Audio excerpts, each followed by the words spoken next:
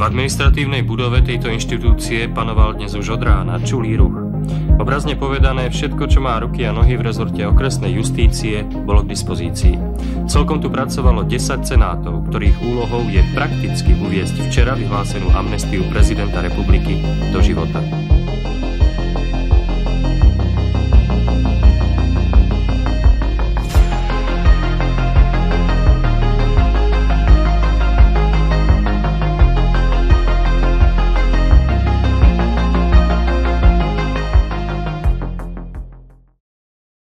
Letos v březnu si připomínáme 33. výročí vzpoury v Leopoldovské věznici, což byla největší vězeňská vzpoura v dějinách Československa.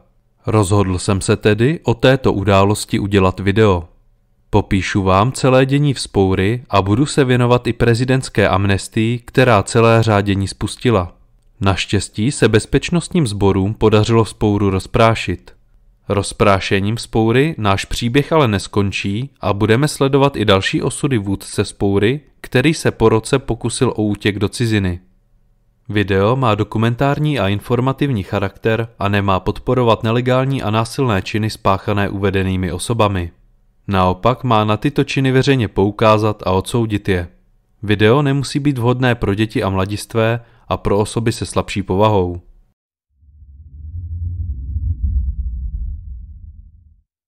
17. listopadu 1989 proběhla sametová revoluce, která svrhla komunistický režim v celém Československu. Přinesla změny ve všech směrech tehdejšího života. Byla zrušena pracovní povinnost, cenzura a vláda jedné strany. Naopak bylo možné začít podnikat, vzdělávat se v zahraničí nebo prostě cestovat. Nová doba se taktéž dotkla i vězeňství. Začalo se více dbát na dodržování základních lidských práv a občanských svobod. Ve věznicích začaly vznikat po vzoru občanského fóra takzvaná vězeňská fóra, jejichž cílem bylo smysluplné zastupování vězňů samotnými vězni. Nový prezident Václav Havel usedl do úřadu 29. prosince 1989 a již 1. ledna 1990 vyhlásil široce koncipovanou amnestii, která zahrnovala téměř veškeré trestné činy spáchané před lednem 1990. Cílem amnestie bylo uvolnit přetížené věznice, zmenšit počet vězňů ve vazbě a zároveň ukončit politické perzekuce, které probíhaly za minulého režimu. Amnestie také umožnila návrat mnoha emigrantů zpět do vlasti. K 1. lednu 1990 bylo ve věznicích přibližně 22 000 vězňů, přičemž po amnestiích zůstalo pouhých 6 000. Těch zbylých 6 000 vězňů bylo odsouzeno za velice závažné trestné činy a amnestie se na ně nevztahovala. Mezi politiky i mezi občany vznikly i názory, které amnestii rázně odsuzovaly. Pochopitelně se obávali zvýšení kriminality. Nicméně amnestie z roku 1990 byla významným krokem k obnově demokracie a právního státu v Československu. Přispěla k uvolnění napětí ve společnosti a ukázala, že nová vláda je ochotná řešit zločiny minulosti a postavit se jim čelem.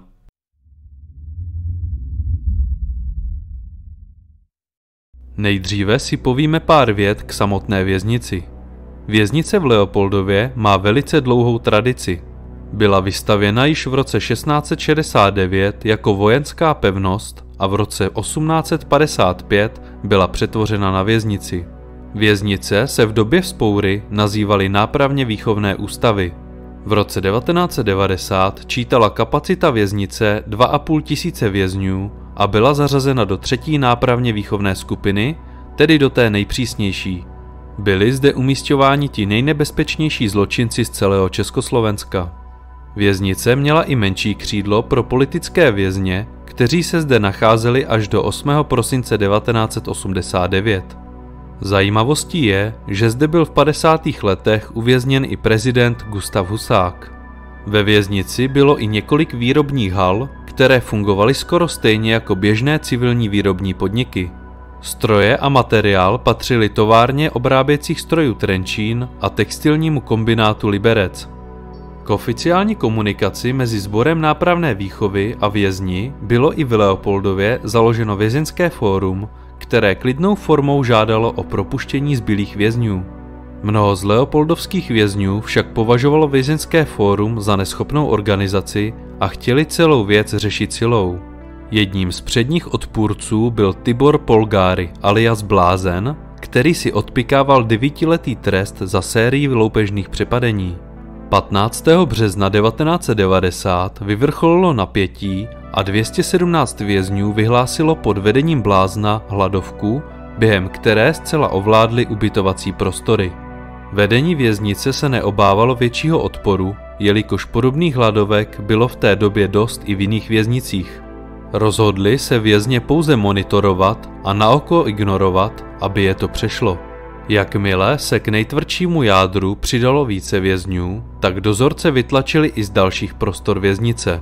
Podařilo se jim zmocnit se kuchyně a skladu se zásobami potravin v hodnotě 1,5 milionu korun. Taktéž se zmocnili ošetřovny, kde se zmocnili zásob léčiv, ze kterých si vyráběli omamné látky. Po obsazení celé věznice se začali připravovat na obranu. Většinu vstupních dveří do věznice vězni zabarikádovali a zavařili autogeny. Za hlavní bránu nastražili acetylenové lahve, které chtěli při vstupu policie odpálit. V dílnách si začali vyrábět bodné a sečné zbraně, mezi které patřily mačety, tyče, nože, boxery a dokonce i řemdihy.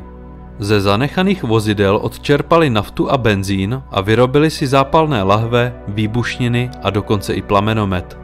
Polgáry se jmenoval doslova ředitelem věznice a se svým nejtvrdším jádrem pobýval na střeše věznice. Jejich cíl byl jediný – okamžité a bezpodmínečné propuštění. Ne všichni vězni se však vzpoury účastnili. Přibližně 150 vězňů se odmítlo účastnit a tak je militantní vězni drželi jako rukojmí. Celou situaci sledovali státní ozbrojené složky, které prozatím nezasahovaly. V době vyčkávání a pokusů o vyjednávání vězni značně poškodili celý areál věznice. Řízením celé akce byl pověřen náměstek ministra vnitra Slovenské republiky plukovník Andrej Sámel. Jeho snaha byla přesvědčit vězně, aby ukončili vzpouru a snažil se s nimi vyjednat některé podmínky. Amnestii jim však dát nemohl. Na výzvy vyjednavačů však vězni reagovali nadávkami, výhruškami a házením zápalných lahví. Nakonec založili na několika místech požár. Celá situace se vyhrotila 28. března odpoledne, kdy byla celá situace již neúnosná. Polgáry se totiž rozhodl, že na střeše upálí 2 zajaté vězně. V době zásahu zde bylo nasazeno 350 dozorců sboru nápravné výchovy, 512 příslušníků policie z Trnavského okresu, 62 příslušníků útvaru rychlého nasazení, 100 policistů z Vysoké školy sboru národní bezpečnosti v Bratislavě, 1000 příslušníků pohraniční stráže, 350 příslušníků vojsk ministerstva vnitra a 150 výsadkářů. K dispozici měli 3 vrtulníky, 12 obrněných transportérů, 80 psů, několik jednotek požární ochrany a 200 zdravotníků s transfuzními stanicemi. Zmíněné 2 vězně, kteří měli být upáleni, se podařilo při zahájení akce zachránit vrtulníkem. První do věznice vstoupili příslušníci útvaru rychlého nasazení. Museli si však vstup sjednat násilím, jelikož byly všechny vstupy zabarikádované. Postupovali koordinovaně z objektu do objektu, kde vyhledávali vzbouřené vězně. Zadržené vězně museli vysvléct, jelikož zjistili, že si v oblečení schovávají nože nebo žiletky, kterými chtěli zákeřně útočit. Vzpoura byla potlačena za 2,5 hodiny a zadržení vězni byli přepraveni do jiných nápravně výchovných ústavů. Mezi vzbouřenci bylo napočítáno přes 200 vrahů. Ztráty byly naštěstí celkem malé, přihlédneme-li k jaké události tehdy došlo.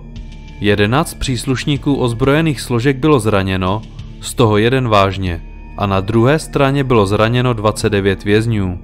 Během zásahu zesnul pouze 1 vězeň.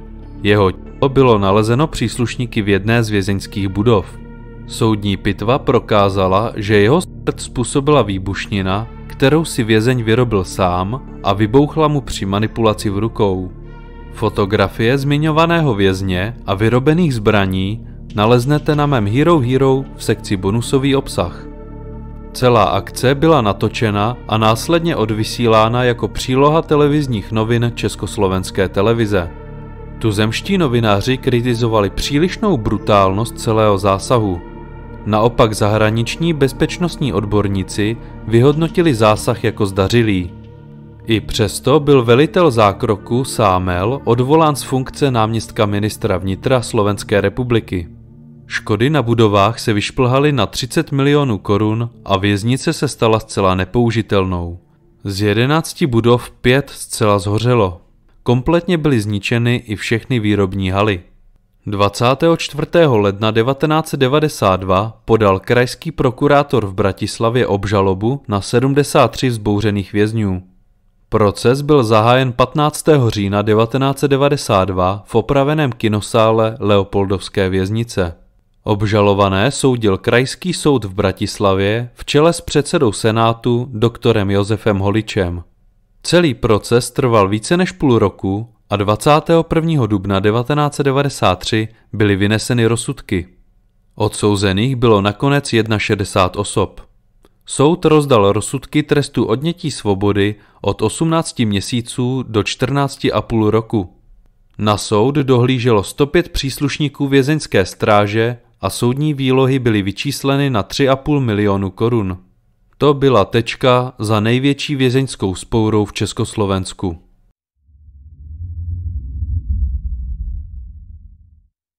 Polgárimu plán se vzpourou nevyšel a tak vymyslel alternativní plán.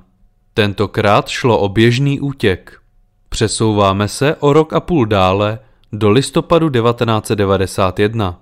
Polgári si k sobě přizval dalších 6 spoluvězňů, se kterými již několik měsíců plánoval celou akci. Šlo o Ondreje Harvana, Dalibora Bajgera, Vladimíra Dudu, Miloše Urigu, Bartoloměje Botoša a Vladislava Fedáka. Jejich věk se pohyboval mezi 20 až 30 lety, šlo tedy o mladé muže. Všichni jmenovaní měli násilnou trestnou minulost. Většinou byli uvězněni za vraždy nebo za loupežná přepadení. Zmiňovaný Uriga byl Polgáriho dlouhodobý kamarád, který mu během vzpoury dělal zástupce. Rozhodli se utéct do Polska a odtud chtěli odjet lodí do Austrálie. Smutné je, že Polgárimu tehdy zbývaly pouhé 2 roky vězení. Podle pozdějších výpovědí u něj však docházelo k rapidnímu nárůstu agresivity a logika šla u něj stranou. Útěk naplánovali na 23. listopadu 1991. Chtěli využít doby, kdy se strážní střídali ve službě. Krátce před 20. hodinou Polgári zákeřně zaútočil na strážného Františka Slobodu, kterého udeřil a Uriga ho pobil vlastnoručně vyrobeným nožem. Polgári zesnulého strážného svlékl a oblékl si jeho uniformu. Mezitím dalších 5 vězňů zaútočilo na další 2 strážné, které spoutali. Opět je vysvlékli a převlékli se do jejich uniforem. Taktéž se zmocnili klíčů a mohli se volně pohybovat po věznici. Došli až do prostoru hlavní brány, kde vnikli do operačního střediska, kde zastihli tyto strážné: Igora Jošta, Milana Galbavého, Mariana Zenera a Milana Černého. Na nepřipravené a překvapené strážné vězni zaútočili s veškerou razancí za použití nožů a nechali žít pouze jednoho.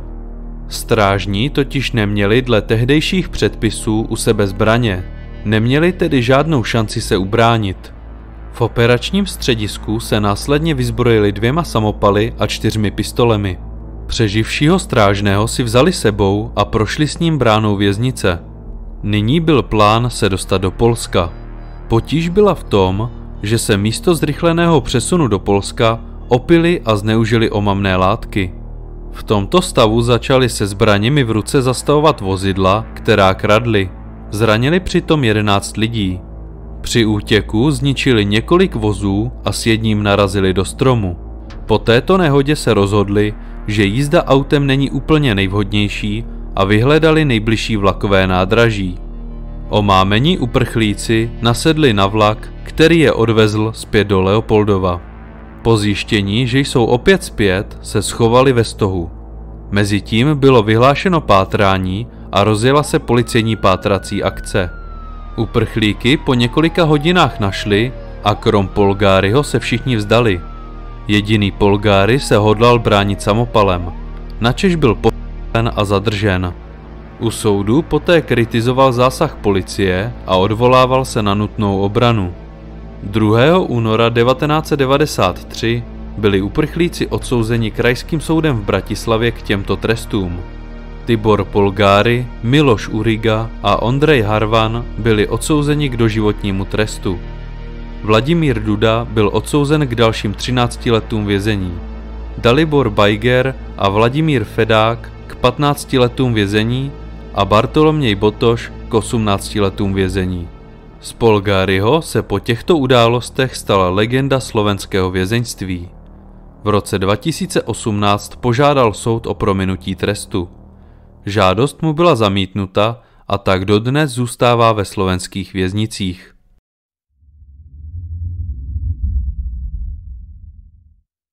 V roce 2019 byl natočen film Amnestie, který dosud jako jediný zpracovává toto zajímavé téma. Sledujeme zde osudy mnoha lidí. Zloděje, který je ve výkonu trestu v Leopoldově, jeho ženu, která vydatně spolupracuje se státní bezpečností, politického vězně v Leopoldově a manželský pár, který má politické ambice. Film začíná ještě za socialismu a sledujeme postupné provázání osudu jednotlivých aktérů. Na pozadí veškerého dění se za dramatických okolností uskuteční sametová revoluce, prezidentská amnestie a samotná vzpoura. Každá z postav má v těchto událostech svoji roli a některé sled události zničí, někoho zase vynese až na vrchol. Osobně tento film hodnotím jako průměrný, jelikož nám předkládá spletitou a nepřehlednou směsici vztahů, jak ve vězení, tak hlavně i mimo vězení. Na samotnou vzpouru a na její skutečné příčiny již ve filmu nezbylo moc času. Jde však o můj subjektivní náhled. Každopádně si film pusťte a udělejte si vlastní názor.